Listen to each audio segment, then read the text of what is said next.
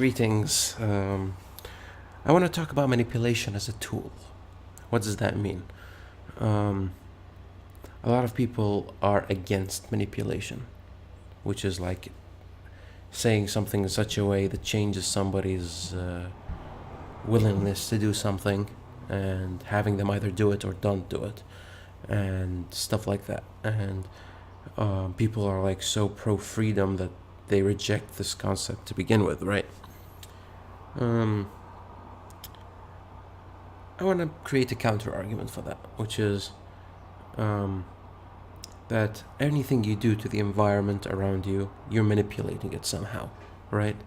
And if you don't want to manipulate people, then you might as well just pull up a knife and shove it in your face. And chances are you're going to manipulate people that way, you're going to affect their lives. So, what is with this, like, demonizing of something that's just your everyday life, right? Well, answer is very simple. People use it to create very horrible effects, and I agree with you.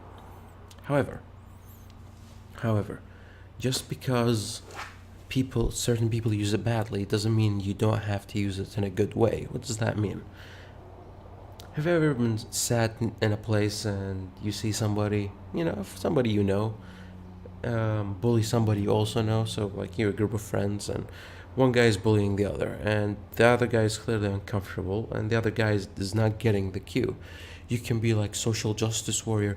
Oh, stop being mean to him.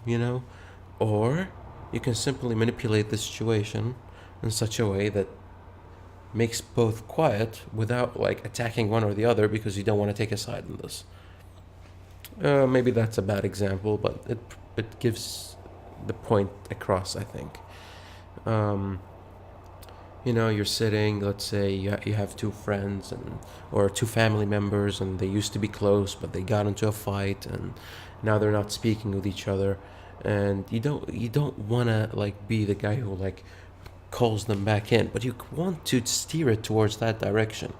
Wouldn't you be like, hey, this guy said this, guy said that, like he really feels bad about what happened, blah blah blah.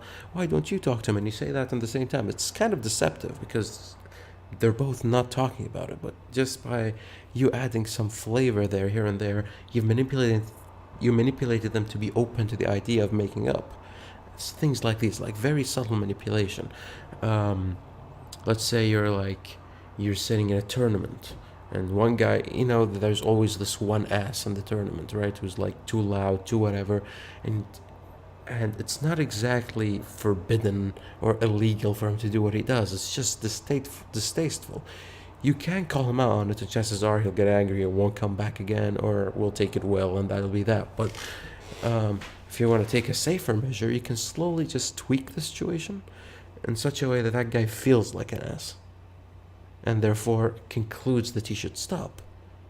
Something like this, like direct examples don't come to my head, but I use it all the time, and I encourage people to use it all the time. Um, Best way you can do it is like with somebody you're very close with, family member, wife, girlfriend, whatever, which is, somebody wants to do something, but you don't want that thing to be done. You're like, and they're like, "Oh, you don't want to do it?" I'm like, "No," but and next thing you know, you've made them lean towards not doing the thing you didn't want to do. Well, in exchange, if you're like, "I don't want to do it," and went direct with it, it may seem in poor taste. So, manipulation can be a tool to ease an idea into people, and I don't reject it, nor do I like demonize it. As long as you're doing things with the intention of benefit, manipulation is a very good tool.